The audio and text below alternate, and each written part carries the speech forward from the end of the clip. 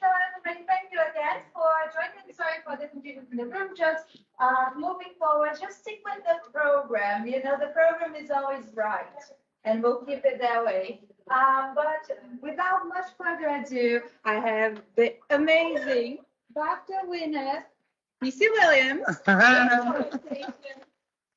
with Daniel Peters, and the room is yours. Thank you. Thank you.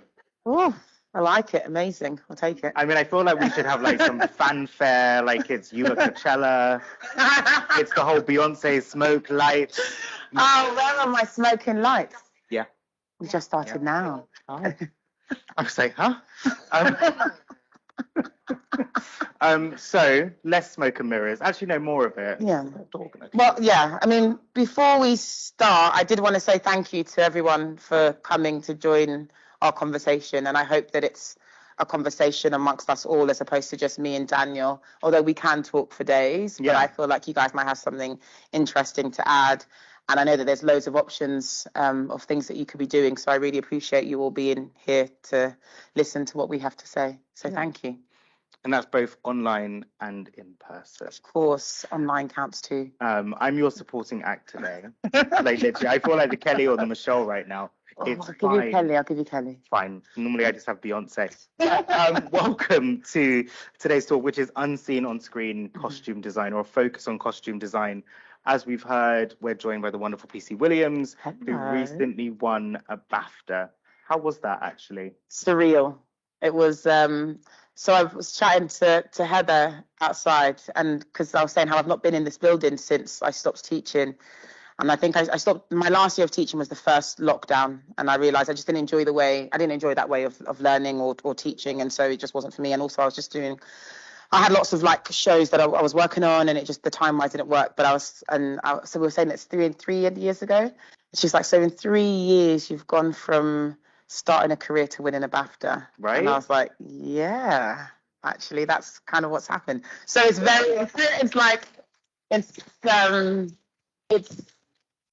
it's mental, but I'm very grateful. I feel very blessed. Yeah. You know? And I mean, look, you won that for an incredible show.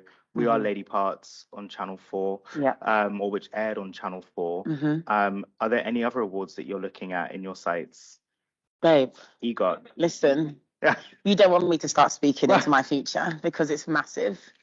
But no, I think, I was just saying how like I feel really blessed in the jobs that I'm doing at the minute, and like, I've just, on Friday we just wrapped my last film, which stars like Jodie Comer and Benedict Cumberbatch and Mark Strong, and just working with this caliber of actors. It was like an all-female like heads of department, so director, producers, production designers, like it was just, I feel there is so much more to come. There's so much that we've, this year has been, the last 2 years have been like manic. And I can't wait for everyone to see the stuff that we've been doing, because I think, when they see it, then that will answer your question. But it's also just to the point you just made, is that visibility of diversity and inclusion, not just in front of the camera, but also behind the scenes. Yeah. Because I think that's often where we have a lot of the work to do. Yeah. I think there was a lot of push after the BLM protests from advertising, from TV, just being like, oh, we need to have more black and brown faces on screen. And you'd often go to these jobs and they'd have like the most diverse casting, and I'd be the only person of color who's like a head of department. And I'm like, how are we making these commercials like we're targeting black and brown kids with a new phone, with this, with that, but you're not having anyone on the team, and also you're not having anyone in like a position of power on the team. Yeah. You might have a couple of runners and then one head of department, or you'll have no heads of department and loads of runners. It's like you can't be what you don't see. And actually the challenge that we have in our industry is now not necessarily diversifying what's on screen, but diversifying behind the screen, whether that's women, whether that's minorities, whether that's LGBTQIA+. It's about making sure that every voice is being added to that cooking pot of storytelling. Yeah. Because that's when the best stories are going to happen, 100%. And it's that annoying thing of the higher up to the top that we get, the diversity thins out. But actually, without going too deep into that, I think it's really important that we kind of look back at your career without this seeming like this is your life. But and I could have harmonized that better. But the reality being that, you didn't start out as a costume designer. And actually, you said to me the other day, and I was like, why are you calling yourself an embryo for? But I get it, especially to the point you made before that actually, you've been doing this for 3 years now. But actually, your career really started in a more traditional sense of styling. Yeah. So, one thing, because it's all about having that sense of identity, that true sense of, or authentic sense of representation. A sense of self. A sense of self. Because I can't bring anything other than myself to any project. Yeah. So to have a real true understanding of what it is that I like, but also be open to being inspired by others, I think it makes for stuff that I've done and the way that it looks, Yeah, because did we meet at Selfridges? I think we did meet at Selfridges. Because I didn't realize that Irene also worked at Selfridges. She did work at Selfridges. And somebody was telling me this the other day, and I was like, Toby worked at Selfridges. Everybody worked at Selfridges. Anybody else worked at Selfridges? Like, it's been a foundation, but it's like, for me, I know that getting to touch product and be around consumers helped me in what I do. And I think also seeing the way that people dress in some way possibly influenced. Yeah, 100%. Like, it's been ages since I've been off work. And so this week has been like my first week of being off. And I've just got those like Boris bikes. No, not Boris bikes, the Lime bikes. Yeah. And I just like riding around Dalston and just looking at people. And they are fascinating, even when they think that they're not being fascinating. Like every decision, everyone has left their house wearing something that they have chosen that day. Yeah. And I want to know what that says. Yeah. I want to know why they've chosen it. I'm interested in the stories that we're trying to tell, the way in which you come into this building. Outside of this building, everyone is so individual. Inside this building, it becomes another homogenous pop. Right.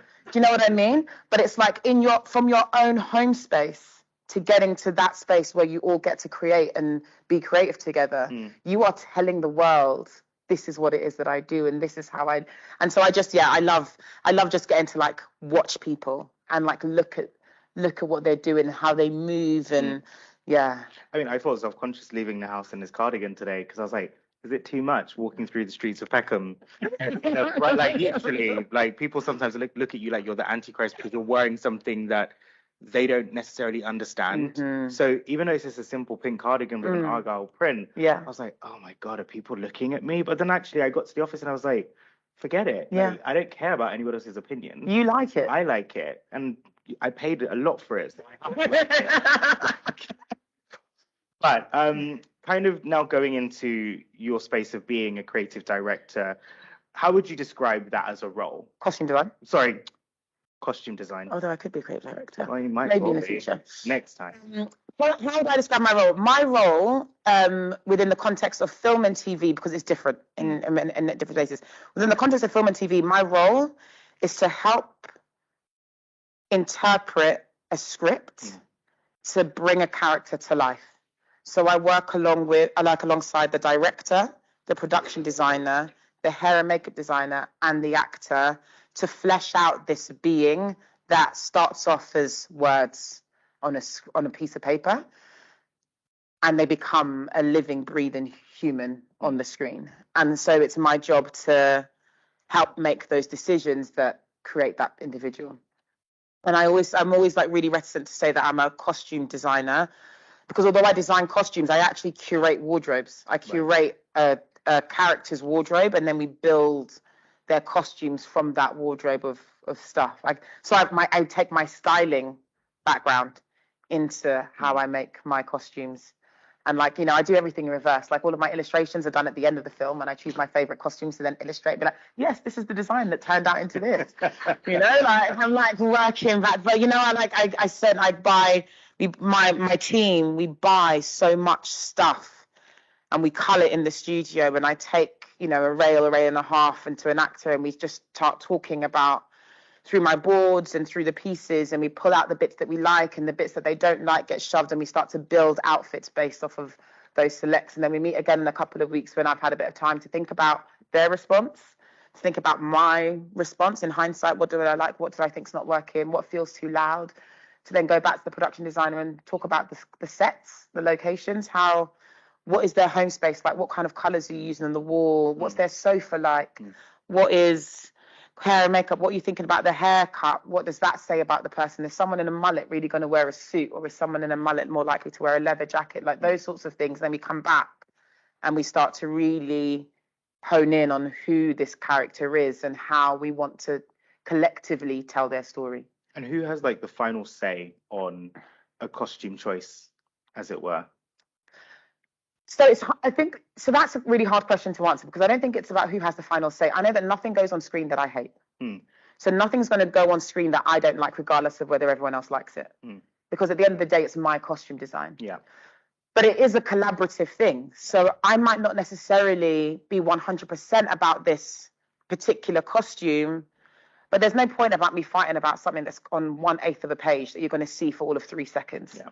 Whereas I want to fight about a costume that is going to have 2/8 of a page, that's going to take up 5 minutes of screen time, that to me tells you more about that individual than like a flashback, shot. So it's learning when to take an L and learning when to fight your battles, and being humble. It's not about me, it's about our story. Yeah. So at some point, my ego takes the back seat and the story is all encompassing. And if it's better for the story that this person wears all black, fuck it, let them wear all black. Yeah, and it's that collaboration, Yeah. ultimately. Like, I've come to learn that actually collaboration is key to the work that I do. Yeah. I can't do everything within my business. I need to have different people who are the moving parts. It's a team. It's a team game. I talk about it a lot. People always say that they see my team a lot on Instagram, because there's literally the only people that they're literally the only people that I like Instagram about. But I am so grateful to every one of them, because they all have invested or are continuing to invest themselves into me. Yeah. But I'm always reinvesting myself into them. Yeah. I can't do what I do without Ray, without Naz, without Misty, without Jay, without Margaret, without Yimmy, without Cheyenne, these amazing people who are, some of them didn't even, some of them, I was their first job in costume. They kind of were like, I don't really know. I feel like I want to tell stories and I like clothes, but I've never worked in this before. I was a teacher, but I can be on time and I can help. And now they're, going off and growing up the ladder and working on projects without me and roles more senior than the roles they were with me on. And I look at them and I'm like, I can get as many BAFTAs or whatever other awards come my way, but all of the awards that are really going to count for me is the awards that those guys get, because that I had a real part in playing in, it's beyond me. Yeah. And in general, what's your favorite part of the process of Research. costume? Oh, okay. Yeah. Why is that? Because when you get to set, it's so boring. It's You're like kind of just set watching there, the right? same thing over and over and over again. I'm like, oh, also my job is done. Yeah. By the time it gets in front of the camera on set, I'm not designing anything. They're now just maintaining the costume. And my ADHD cannot stand to be bored. So I'm just like, all the bits before, when you're figuring out, when you're problem solving, I did a film which is out at the beginning of next year called Polite Society. And it's with a team from Lady Parts. So they're the same director, same production designer, same hair and makeup designer, but a different DOP. And it's a film about a young Southeast Asian girl, who's trying to stop her sister's marriage to this guy. And it's kind of like a mix between Mother-in-Law, the Jennifer Lopez, film. Hilarious film, also stupid but hilarious. A combination of that, some kung fu film, and Bend It Like Beckham. It's just weird, funny, lots of martial arts, lots of weird stuff. But I didn't know anything about Southeast Asian weddings, about Eid, about the different styles of Southeast Asian dress. So get into research all of that, get into work with factories in Pakistan to make my dream diamante encrusted wedding dress, and have that. Get into work with actors from Bollywood who are coming over to the UK and talking to them. One of our actors, Nimra Bhushan. Nimra didn't start acting. She was in her mid to late 40s. She's just about to, early 50s. She's about to hit 60, I think. She's the most inspiring woman I've had to come in contact with on set, you know, and I get to like learn from her. Yeah. I get to be like, oh, this is what I'm thinking about your character. And she's like, but you know, a lady of this would be like this. And have you looked about this? And I've got this friend who does this design. And all of that, that's the best part about costume design. It's about the learning, about the getting to really like, I've got an idea, but let's us 10 get together and see where this idea can grow and figuring that out together. Like, yeah, it's my favorite bit. And again, it goes back to that word of collaboration. Yeah. But looking at the work that you've been working on recently, there's a lot of variation across it. But I guess the real question is, how do you personally choose the projects that you work on? So I think I always am interested in stories that position people of color and women in spaces of positivity and in spaces of autonomy, and not as sob stories or as victims. And so I've done 3 films this year. The first one was Polite Society, which is a Southeast Asian based film, but it's all Southeast Asians from the UK. Then I did Daniel Kaluuya's film called The Kitchen, which has got like Kano, lots of young, brilliant, talented actors like Hope from Top Boy, Cristal, Backrow G, Rasak, Arinze, like these just amazing young British talent, like black and brown talent. A really amazing kid called Jediah Beneman, who'd never been in anything before, and it's his first thing, and he's like playing the lead, you know. And that was directed by a guy called Kibwe Tavares, and it's a story about black male relationships, father and like fatherhood, and I think it's also a story that's based in the reality of outsiderness, like poverty, you know, like the fact that like you've got a lot of young black and brown kids in London who live in estates, who live without access to adequate education, adequate housing, adequate healthcare, and the lack of those things affects their lives, but also in spite of those things, there's still community and there is still love and there is still culture. And so telling a story that's about those, like playing alongside one another. And then this film about, you know, the film I just did with Jodie, which is about climate change and about a mother's journey over a year to protect her child whilst the UK goes into a series of flash floods and everyone's having to basically live on this island like as refugees. It sounds fun. Oh yeah. But they're all stories that I think are important to tell and don't feed into a cliche. Like I think it's really important that I don't feed into I'm not a cliche, therefore I don't want to tell stories that are reflective of, also we're much more than cliches, you know. Like I was saying to my friend about when I was thinking about whether I was going to do this film with Jodie, I was like, I don't know, I think that, you know, I'm a bit hesitant about doing an entirely white film. I think there's so many of them, and I kind of want to be able to put my energy into projects that say things about things other than whiteness. But she said to me, my mate MJ, who actually won an Emmy this year for Best Director, she said to me, PC, you are smashing it at what you're doing, but don't let your fear of only wanting to promote black and brown voices stop you from taking jobs that can inspire others to also able to reach, right? So like we're so often put up as the people who will design all the road films, all the hip hop films, all the like gang stuff. Yeah. And so you actually don't see very much, like there's a girl called Lauren who designed Sanditon, apart from her, and Colleen who designed Industry, but apart from then, you don't really see black designers doing projects that aren't about blackness or crime or criminality. And so to put yourself into that position, I am now showing other people coming up that you don't have to take that Top Boy. You don't have to, and that's no disrespect to Top Boy. Do Top Boy? You know what I mean? You don't have to take, because Lauren actually did Top Boy and then she did Sanditon. So it's like, but you can aspire for other than that. You can aspire for different and that's okay, you know. So yeah. But that, like, with that, it's like, not to make it about me, but my first head office job was at Burberry, and a lot of people would have seen that as not necessarily being a space for me.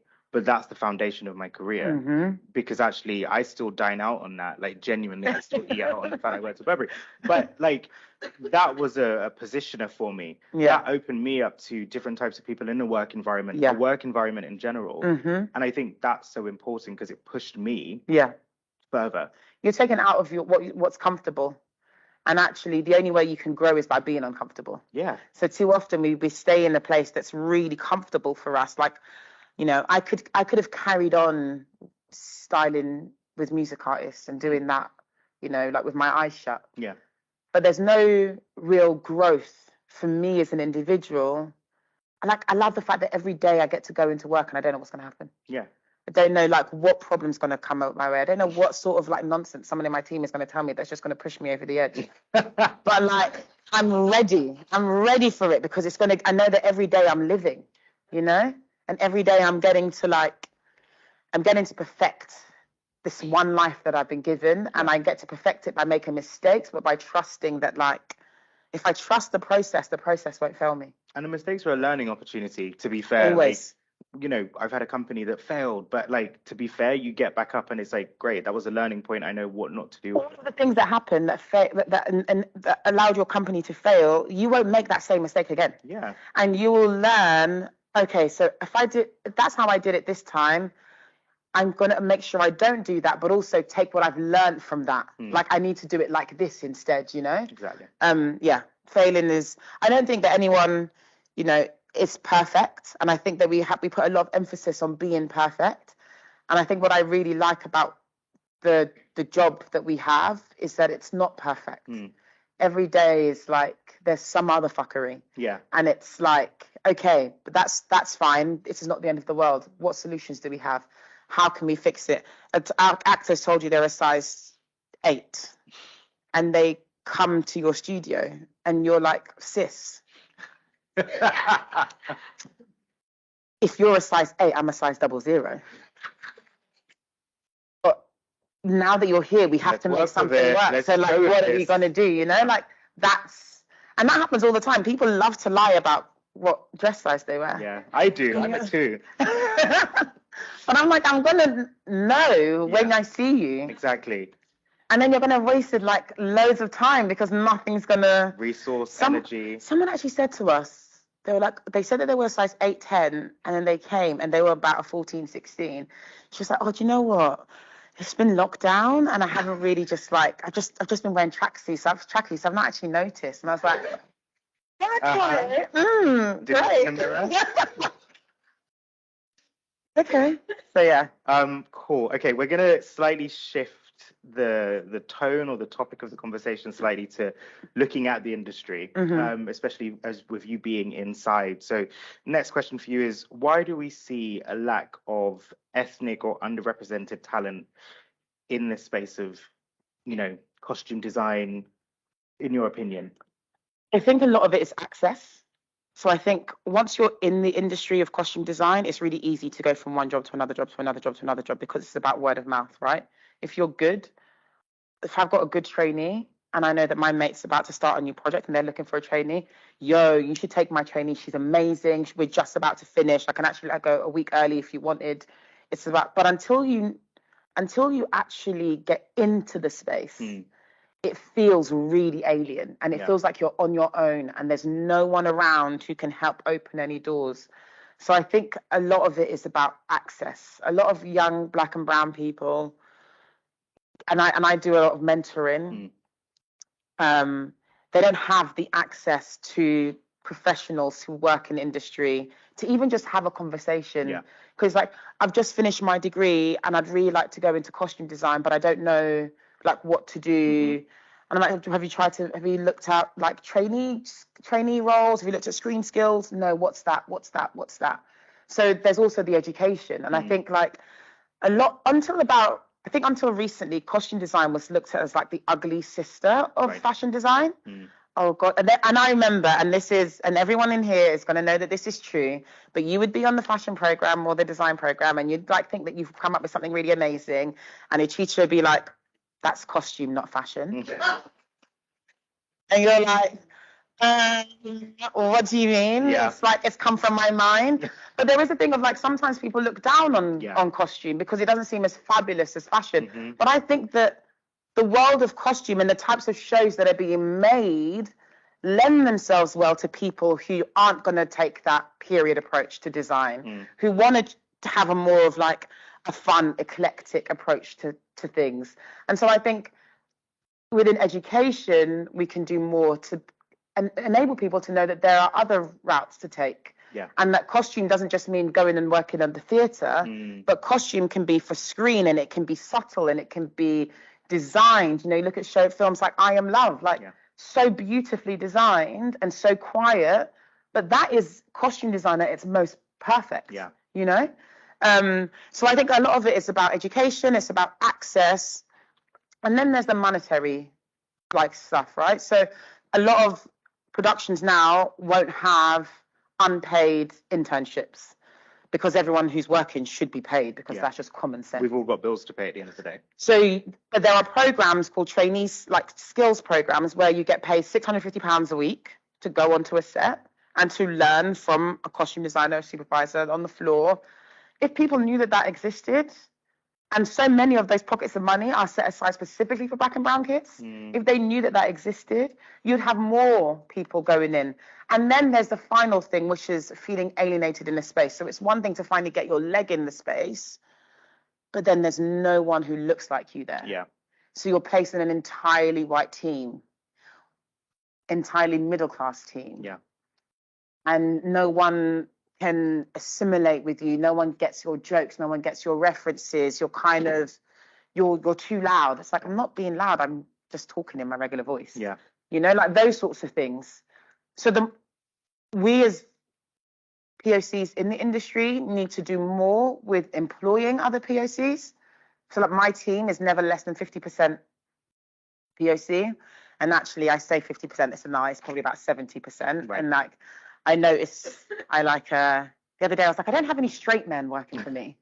And my team were like, oh, that's the least of our problems. Yeah. Like, we're doing good, P, you know? Like, I make sure that, and I also like think that sometimes people don't know what they want to do until they're a little bit older, and we have to take a chance on people. Yeah. People are coming from fashion production who want to get into costume, and no one's going to give them a job because they're like in their mid-40s. Yeah. And they've never been in a costume set, on a film set, a TV set.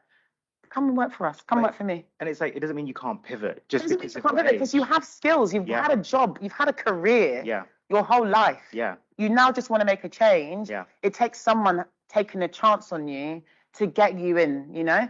And a lady this year, Nicole, amazing. I mean, once she has her breakfast and her coffee, she's great.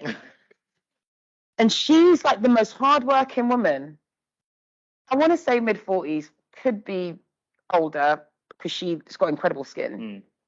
But every day she was just like, I'm so thankful to be here. I'm so grateful to be here. What do you guys need me to do? Nothing was too small. Nothing was too... I also know that I have a team we're like a unicorn, because I'm making sure that I don't just say all these things which sound cute and everyone will be like, oh, well done. She's like really, but I live by what I'm talking about. But you can see that just in the way that you've spoken today, because actually the amount of people that you've name checked, not in a sense of name dropping, but talking about your peers who you respect and who you've seen on the come up, and actually that's super important, because actually we can just sit here and talk about ourselves, and that's not the point. Because actually, how do we uplift the community? It's by sharing, and it's about collaborating, and that's what I think is really wonderful about what you've been talking about so far. And you know, looking at your team, you know, yes, again, we do see a lot of them on social media. But I think that's important, because it's the visibility. It's not just you. No. You're not trying to sell this image of I'm the person that does every single part of this. No. You've got a team. Yeah. Just thinking about kind of breaking down barriers and walls. How do you use your work in TV and film to do that? I think that I'm always told that I'm really straightforward in talking. I get produced, and you know, when they say it, I'm like, I don't know if you're saying it in a nice way or if it's like a slightly backhanded compliment, but I'm going to take it and run with it. But I'm always told you're never backwards in coming forward when it comes to product with producers, with PMs. I have a high. My dad has a really high like moral compass for some reason, and he always is like, you know, you can't just say something if you're not prepared to do that thing. And I've taken that in my approach to life.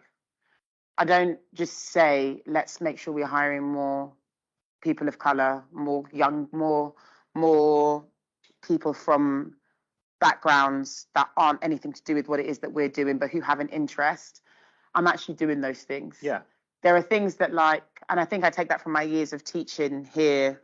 There is so much that you can teach people, like skill set, how to sew, how to read a script, how to understand a schedule, how to read a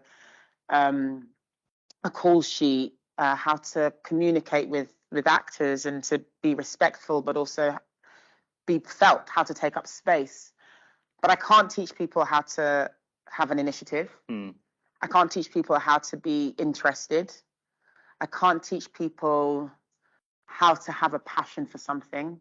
So if someone can come to me with those three things and we have a space on my team, I would take that over someone who's like gone and studied this for a living and is like, oh, I just now, because there's an entitlement that comes with that. And I'm not saying that everyone who studied costume or fashion or textiles shouldn't be given opportunities, not at all. You need people with those skill sets, but you equally need people who have natural, like transferable skills that can play its way into a team.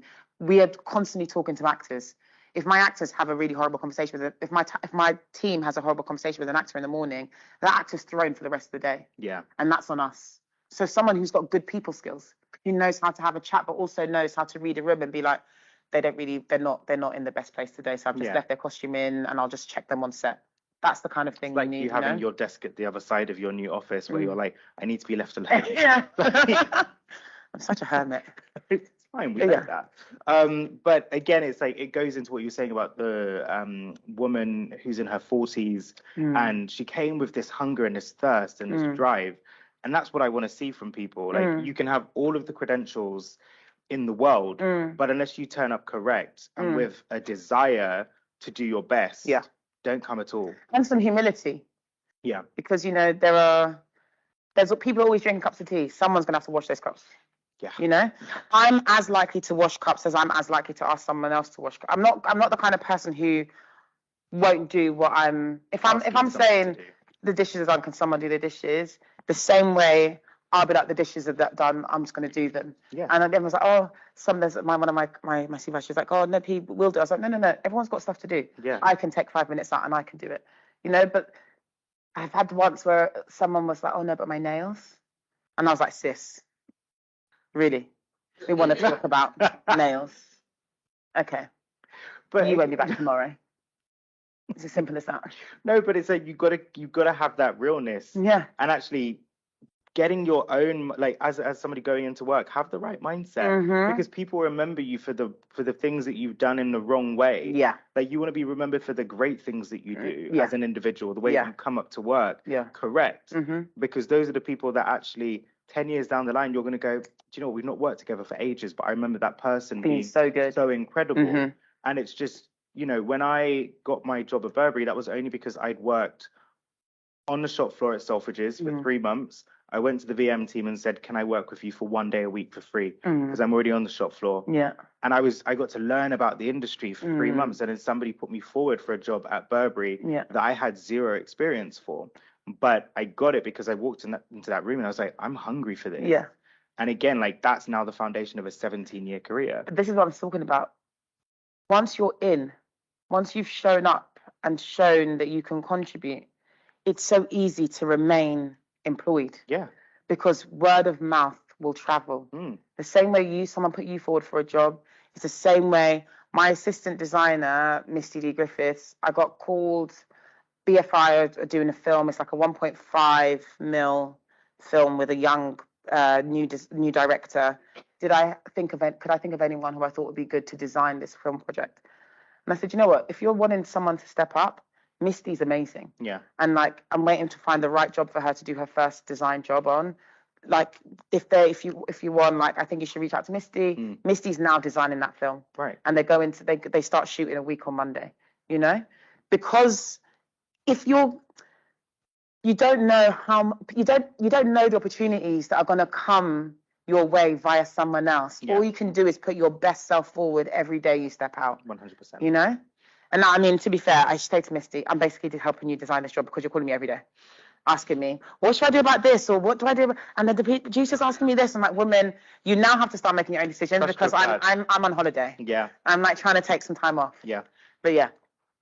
Talking about meaningful change in the TV and film industry, what have you seen happen over the kind of past 2 or so years that you think has led the right impact?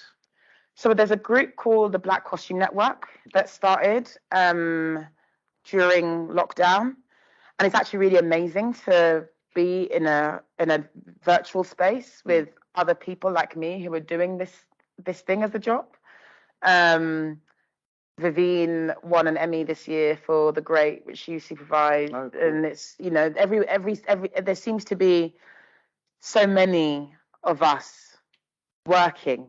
The industry's super busy, yes, but there's so many of us working and doing projects that are like, you know, really important. They're doing a Bob Marley film at the minute, and Sekou is assistant designing on that, and he's about to take half my team with him to go to Jamaica and film. And you know, there's so many. You can see now that because we're all employed, there are so many opportunities. Yeah. And we are communicating amongst ourselves, like, what have you got going on? What have you got going on? Do you need team? I'm like, you can borrow my team, but I need them back when I start back working. Okay, you can borrow my team, but I need them back. You know what I mean? It's that this sort of like, it feels really inspiring to be part of a group of people who seem to be having a really positive effect on an industry. And it's not just trainees, it's not just in costume, it's in lighting, it's in DOPs, it's in, you know, camera, it's a community these incredible workers who are now being given the opportunities, but you're sharing them amongst yourselves. Not because you're trying to squirrel anything away. No, it's about sharing. It's about making the community as strong as it can be. And the community can't be strong if you hold everything to yourself. The strength of your community is when your whole community is thriving. Yeah. So if I'm thriving, but everyone else is eating cornflakes, I'm really not thriving. Mm-hmm. Because it's a false reality, right? If we're all thriving, okay, now this is how it's meant to be. We're all meant to be able to eat, you know. So yeah, it's a good time. Yeah. I'm just thinking about contrast between the US and the UK when it comes to TV and film.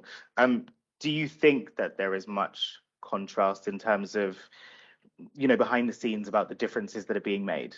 So I think that we're a little bit more. So I had a lot of chats with like agents in LA, and what kept coming up was that, oh, well, you know, a lot of people ask for diverse hires. And I was like, so it's not about whether I'm good or not. It's about the fact that I'm a diverse hire. Like, that doesn't make any sense to me. And that also seems to not be a solution to the problem, because it's just like we just take whatever's on the top and we just feed it into whatever we're doing. But no one's bothered about the grassroots and actually like building from the foundation up. Yeah. It shouldn't be about the fact that you're messaging an agent going, we're looking for a DP, who do you have that's diverse? Who do you have that hits this quota? It should be, we're looking for a DP, who do you have who's available, whose work is in line with what our directors wanting to do? I think here, and you know, I haven't worked out in America in a little bit, but I think here there's definitely much more being done about building talent, about building the foundation on which the talent can grow from.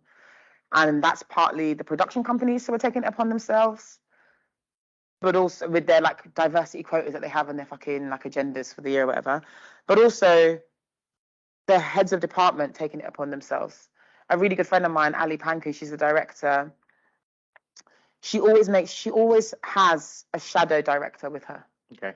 She always makes the production company fork out a fee for someone who is POC or LGBTQIA plus to come and shadow her throughout the entire process. That's change. Yeah. That's like seeing it not from the person, not from this level, but also seeing it from this level and seeing it from this level and having access to all spaces. So I think we are doing stuff in the UK. We've got, the Screen Skills Trainee Program. We have a lot of, the BFI Step Up Program. There's lots of programs there to help. But I think, as a community, we're doing it. Yeah. So they're the institutions that are doing it, but us as a community, we're doing it. And I think actually institutions, when we look at learning institutions, organizations and businesses and the fashion industry and creative sector, we need to do better because actually it shouldn't just be left to us behind the scenes as a, black or brown community to be having to talk to each other like we're sending, carrier pigeons with notes. Like actually it should be the bigwigs in these offices at different levels of seniority who are making these meaningful changes that carry purpose and then aren't a drop in the ocean. Yeah. And I think... But whilst we wait for that to happen, you just take it upon yourself to do what you must. Yeah. And I think no one's going to care about you the way you care about you, the way your community cares about you. And so I think if you, I talk a lot about this idea that we think that, and this is more for people who are coming up, but like this idea that you think you have to aspire to work with this designer or this photographer, and actually your peer group is an incredible resource. Yeah. So rather than waiting for someone to give you an opportunity, you create your own opportunities within that space. And that's what we do as a community of people. We're like, okay, while we're waiting for the institutions to finally catch up and see that they have not just like a financial obligation, but like a moral obligation to do better. Yeah. Whilst we're waiting for them to do better, we'll do better. Yeah. And we'll create the space. We'll have like open forums where we bring people that we know into a space and be like, have a conversation and let people come in and listen to you guys chat. And you know what I mean? Like that's where the change starts, In the words of the great Beyonce. Sorry, I've got to. Sorry. But like she said, like if the stage doesn't exist, build it. And I think that in itself is so important because I wouldn't have launched Fashion Minority Report unless I'd have heard that, if I'm honest, because it made me go, actually step outside of your comfort zone and do something that you could be good at. Yeah. And actually I'm able to sit here with you today. And that's, reasons again of like FACE creating a community of, academics trying to lead the change. Yeah. Just kind of going back to We Are Lady Parts, how did that opportunity come about?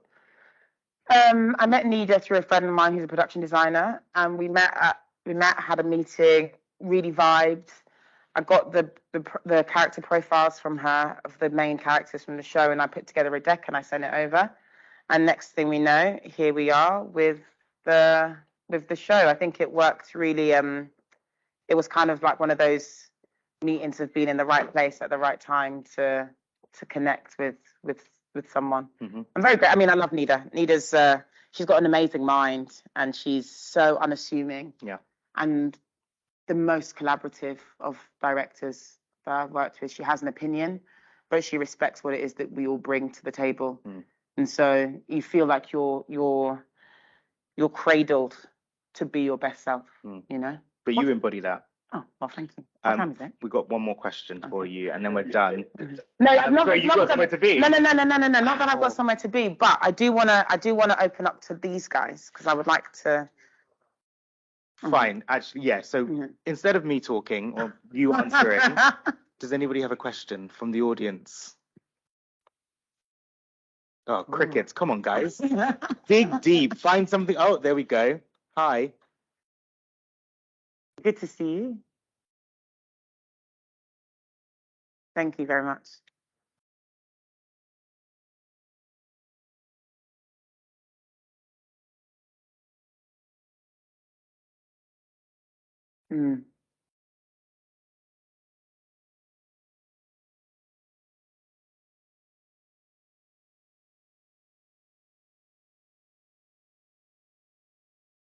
Mm.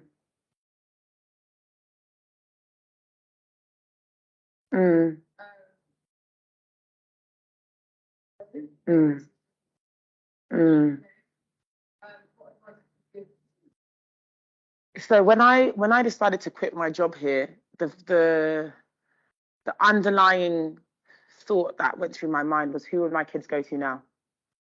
Because there's so few of us teaching in this institution, right? But the institution itself has to do better. The institution itself has to hire more Black and brown people, not just as cleaners and security guards, which I was saying all the time. It's like I go to the canteen, I can see bare Black and brown faces, and I go into a lecture theatre, and it's crickets.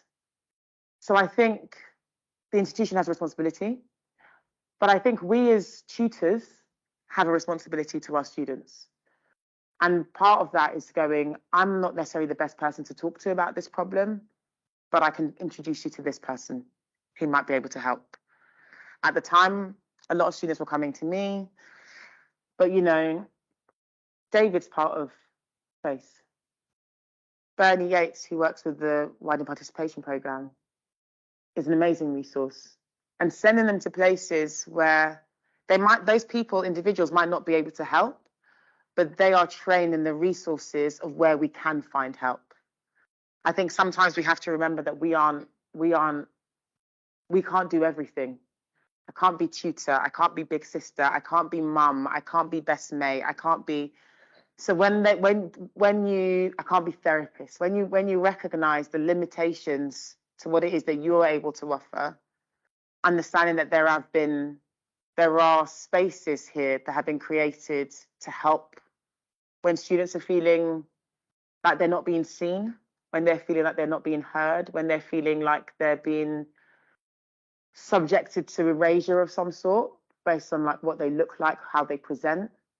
It's up to we need to take advantage of the resources that the university has put in place, because you've got tutors. I remember talking to a tutor who was booked to do tutoring for the WP program as additional tutoring. And I was like, how many kids did you have on Friday? And he was like, 2. And I was like, well, there's 35 alone in my group.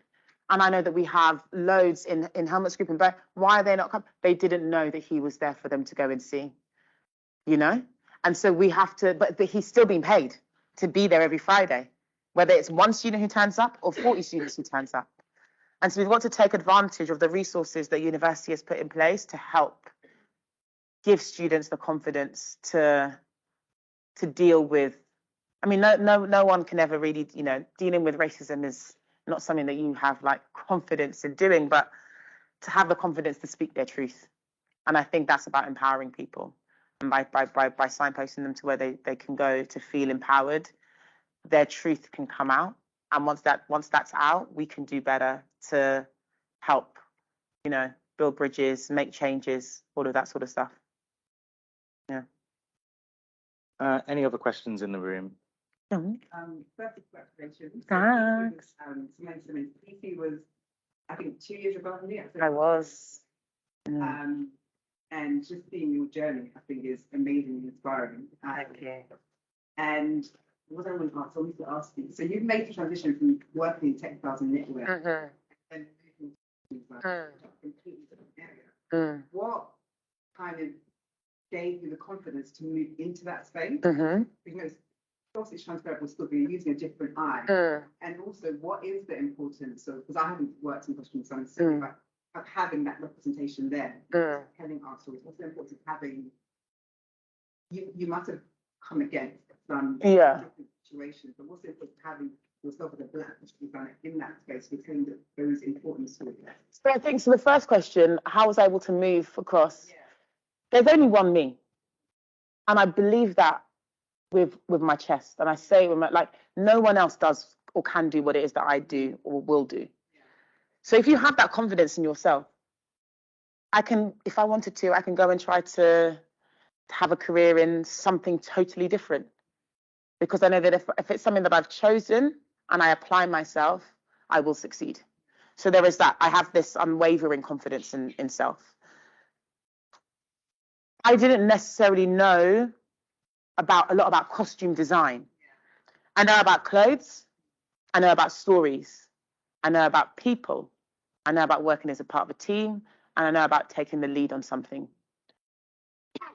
So why can't I succeed in this field? Do you know what I mean? Because it's those things.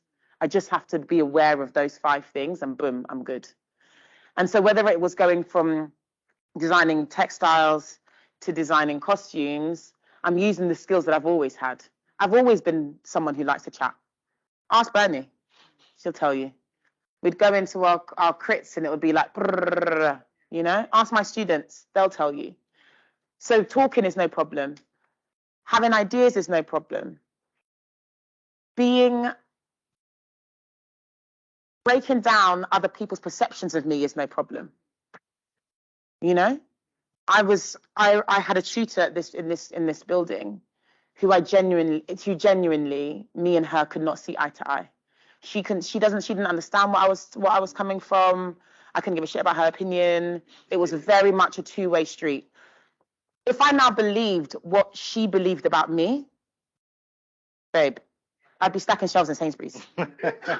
It's God's honest truth. At some point, you've got to say, your opinion of me is none of my business. My opinion of me is my business. And this isn't to say that you don't listen to what the tutors and your students are saying, because it's a two-way learning process. I always said that teaching here wasn't necessarily always about me teaching my students stuff, but about us learning together. Yeah. I learned as much from my students as my students, if not more, than my students would have learned from me. So I think going into a different space is just a space adjacent as opposed to a completely different. So yeah, I've never been someone who's like scared or worried that I'm not going to be successful if I decide this is what I want to do. And so that's how I approach this. So yeah. Thank you for the question. And thank you for today. Oh my God, are we out of time? Yeah. We are. Next session. Thank you very much. Thank you everyone for coming. Take care.